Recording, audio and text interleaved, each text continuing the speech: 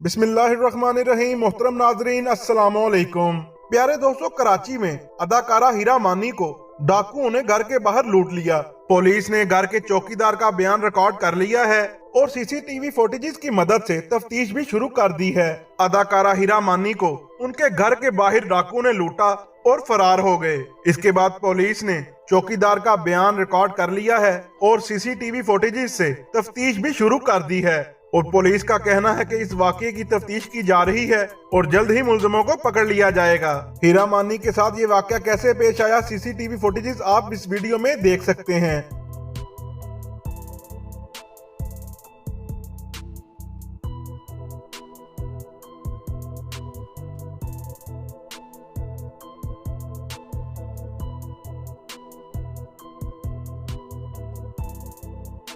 दोस्तों, उम्मीद करता हूँ ये वीडियो आपको पसंद आई होगी। वीडियो अच्छी लगे तो लाइक एंड शेयर जरूर कीजिएगा। मिलते हैं किसी अगली वीडियो में, तब तक के लिए अल्लाह हाफिज।